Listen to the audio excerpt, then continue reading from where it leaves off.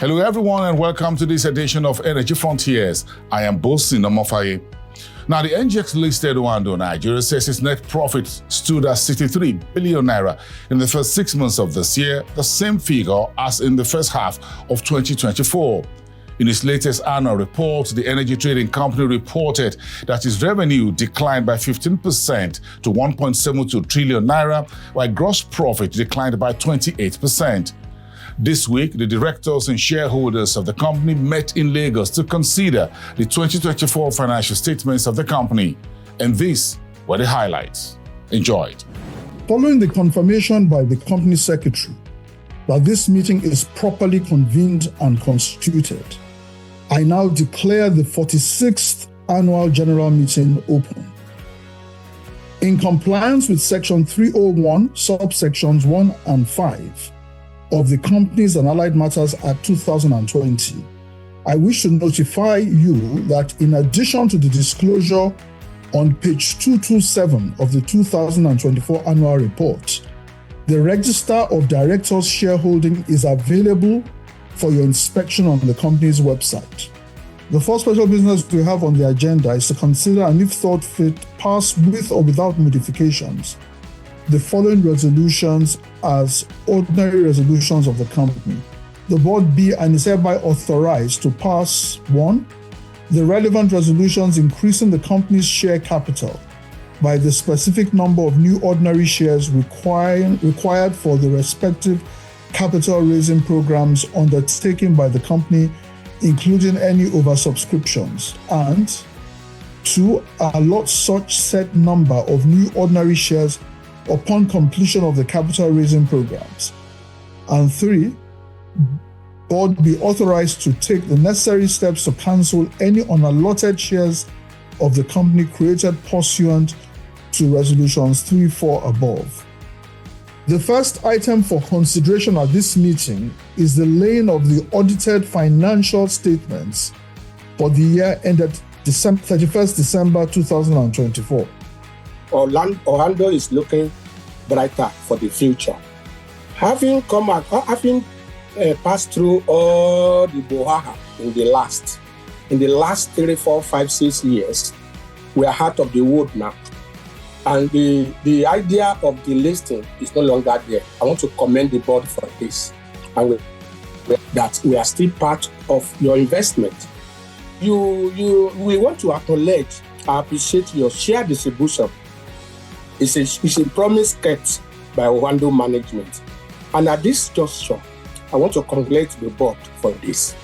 And especially JAT, Ibrahim Adewale Tinubu, and Boyo, who are in charge of the executive management of Oando. We believe the Oando will continue to grow from strength to strength. I would also like to commend the company for the distribution of the shares. Even though it was approved since March, but recently the registrars accredited our accounts. But Mr. Chairman,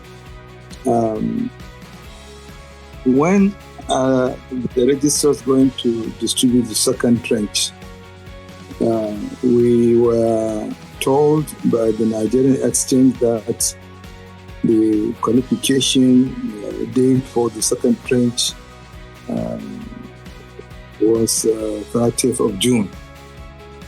I think to give people confidence, you need to answer this question and let us know when the registrars will distribute the second tranche. It borders on corporate governance from the registrars, and we would be happy if they would treat this with all urgency.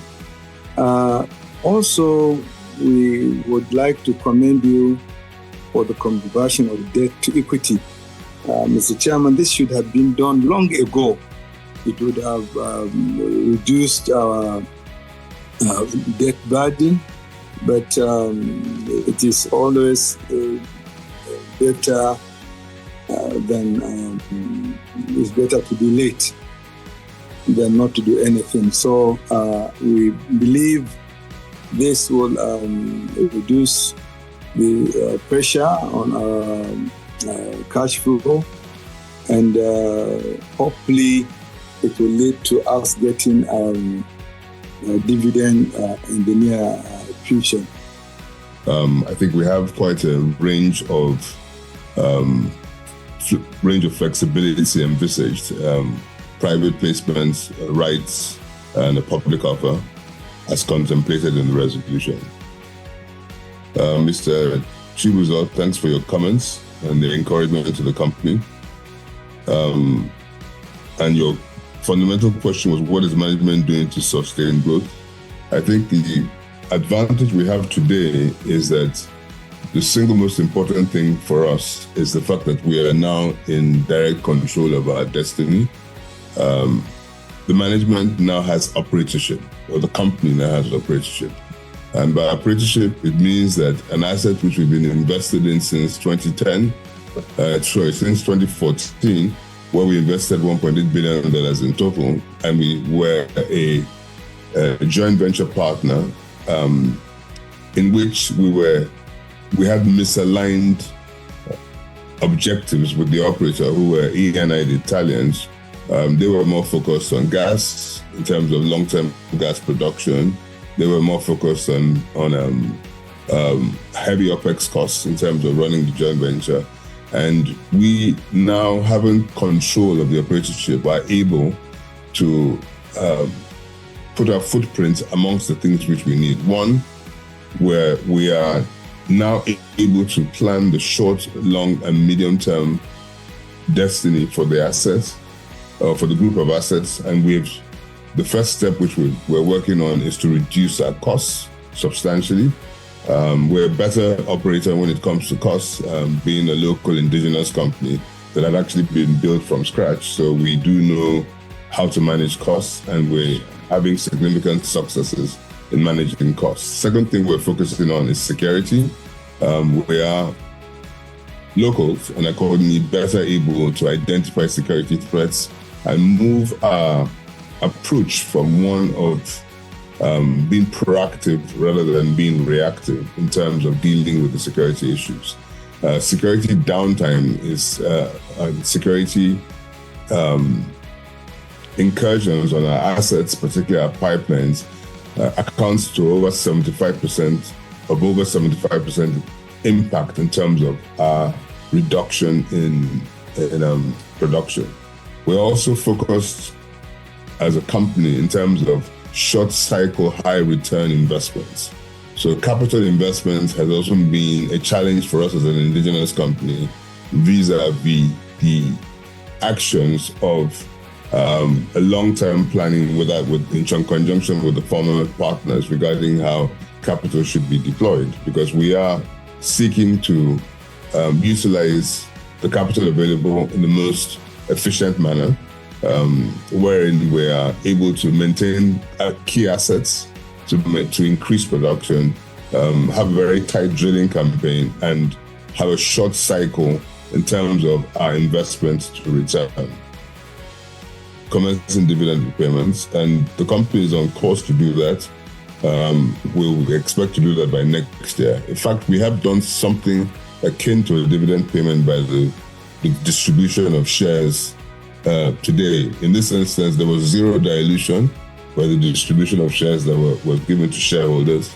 And effectively, at today's market price, the board has approved the equivalent of 80 billion naira, 70 to 80 billion naira worth of shares have been given to shareholders. And that represents a gross 10% yield on the market capitalization of the company. And that's it on this edition of Your Energy Frontiers. Until next time, I am Bosin Omofaye for Frontier Africa Reports.